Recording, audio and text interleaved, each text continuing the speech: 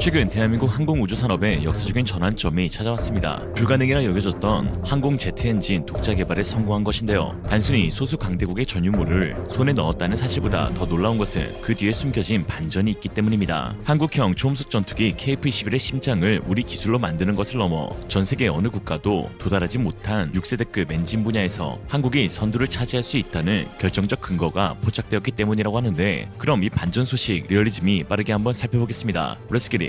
지난 4월 26일 국방과학연구소와 하나에어로스페이스가 개발한 제트 엔진 KTF-5500 1호기가 창원 하나공장에서 조립이 완료된 것으로 확인되었습니다. 그동안 전량 해외 수입에 의존해온 장수명 제트 엔진을 국내 기술로 처음 완성했다는 점에서 그 의미가 깊으며, 이번 성과를 기점으로 국내 제트 엔진 산업은 무인기를 넘어 KF-21과 같은 군용기와 비즈니스 제트기 시장까지 본격적으로 진출할 수 있는 중요한 발판을 마련하게 되었는데요. 제트 엔진은 크게 단수명과 장수명 엔진으로 나뉘는데, 팬이 초고속으로 회전하며 고온의 연소가스를 견뎌야 하므로 얼마나 높은 온도를 얼마나 오랫동안 버텨내는지가 관건입니다. 수명이 수십 시간에 불과한 단수명 엔진은 미사일 등 일회용 무기 체계에만 사용될 뿐 장시간 비행이 필요한 무인기나 유인 항공기에는 장착이 불가능하죠. 사실상 지금까지 ADD와 하나에어로스페이스가 설계해온 엔진은 대부분 단수명 엔진이었으며, 장수명 제트 엔진 기술을 실용화한 국가는 미국, 러시아, 중국, 영국, 프랑스, 일본, 우크라이나 정도에 불과할 정도로 진입 장벽이 매우 높습니다.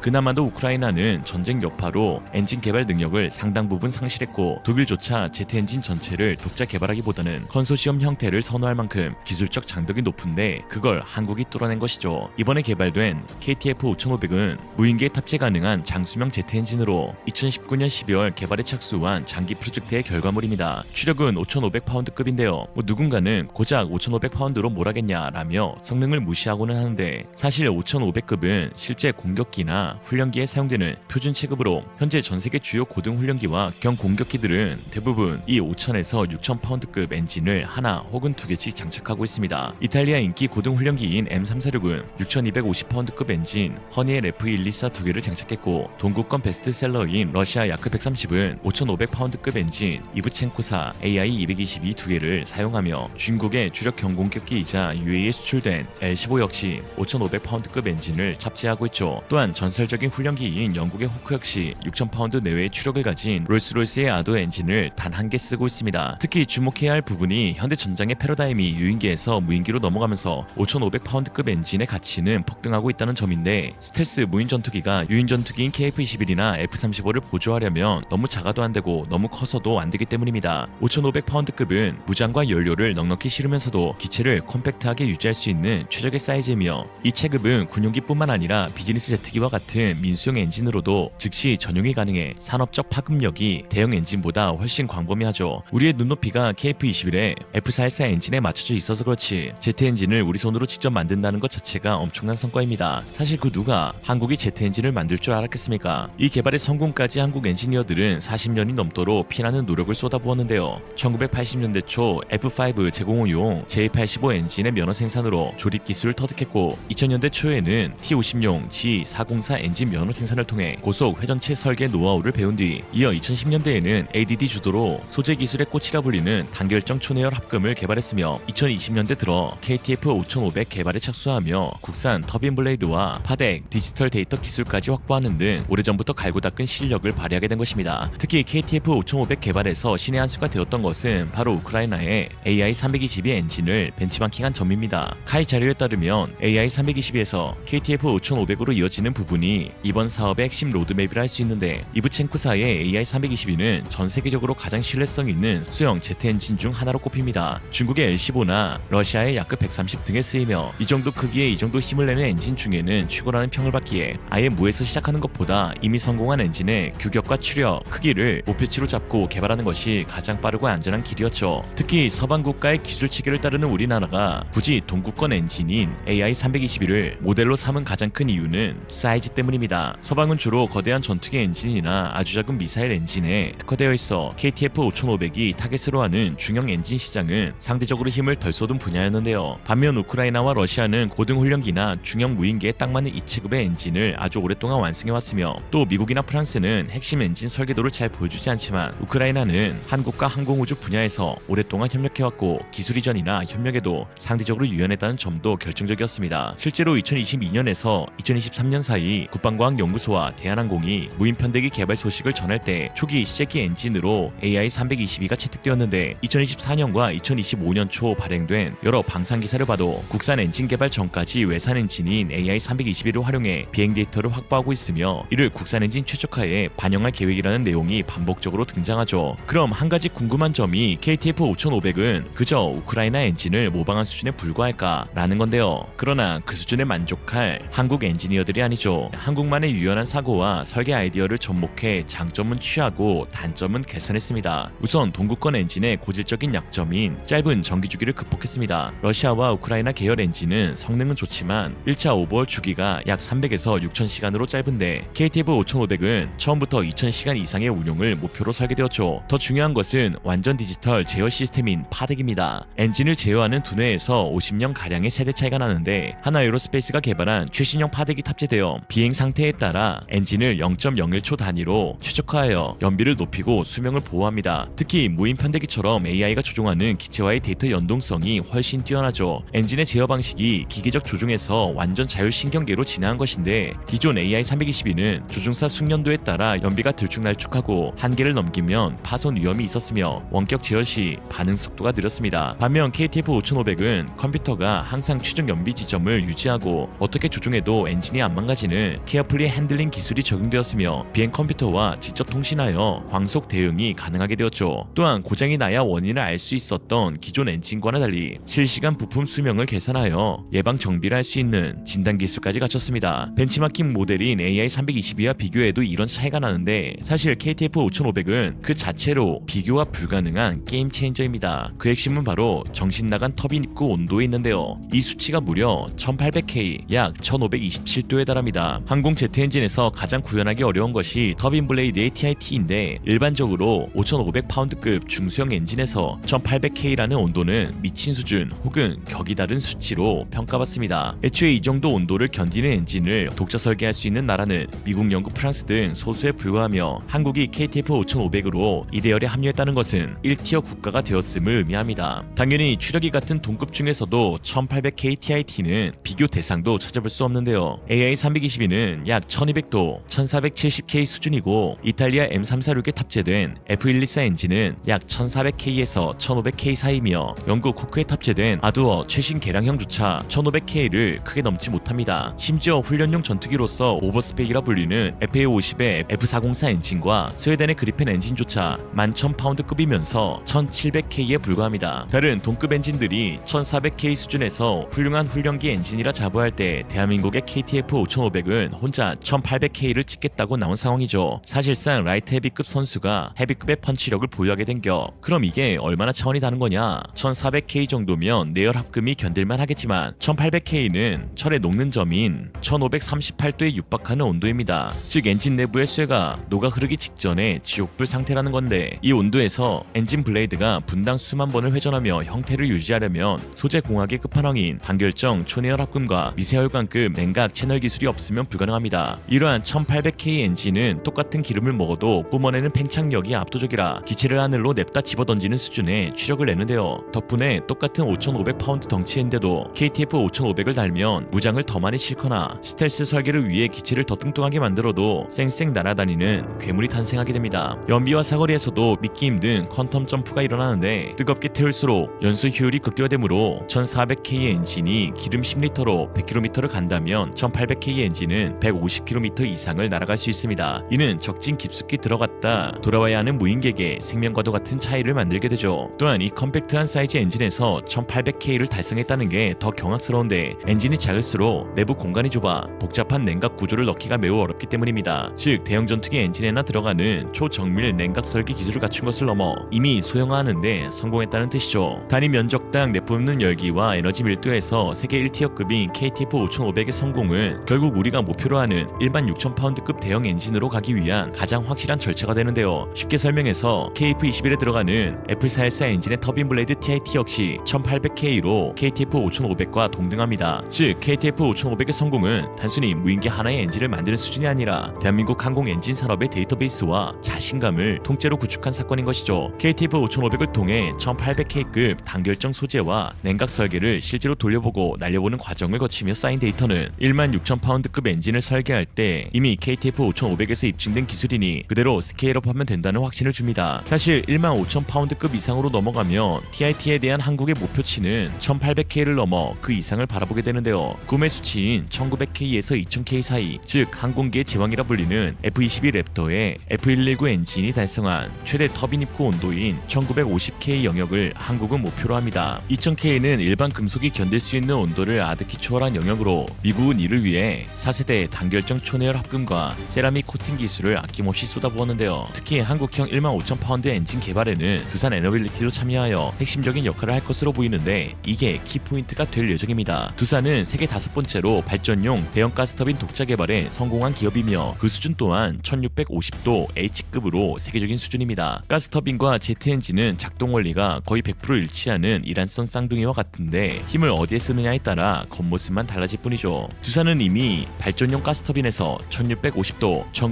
1923K를 상시 견디는 기술을 완성했으며 TIT만 놓고 보면 F-22 엔진인 프레덴휘트니사의 F119와 동급이라고 할 수 있습니다. 이렇게 말씀드리면 항공 엔진과 가스터빈 메커니즘이 같다 쳐도 항공 엔진이 더 어렵다라고 하실 수 있는데요. 사실 공학적인 관점에서 보면 대형 가스터빈이 더 고난도에 속합니다. 발전용 가스터빈은 한 번 돌리면 수만 시간을 24시간 내내 계속 돌려야 하며 그 지옥불 속에서도 부품이 단 1mm도 변형되거나 녹으면 안 됩니다. 블레이드 하나가 사람 팔뚝만큼 큰데 이 거대한 금속 덩어리를 단 하나의 결정으로 굳히는 것은 차원이 다른 문제이죠. 덩치가 크면 온도 제어가 수만 배 힘들어지는데 두산은 이를 1650도급 단결정으로 찍어냈으니 이미 소재 제어 능력에서 신기에 도달한 것입니다. 이는 항공 엔진 기술의 성배라 불리는 초고온 소재 기술을 손에 쥐었다는 뜻이며 두산은 니켈 기반의 레늄과 루테늄 등 희귀 금속을 섞어 녹는 점 자체를 비정상적으로 높인 초내열 합금 배합 레시피를 보유하고 있는 것이죠. 결국 KTF 5500의 성공은 단순한 기기장치 하나의 완성이 아닌 우리 항공 산업의 자립을 확정시킨 기적의 엔진이라 불려야 마땅한데요.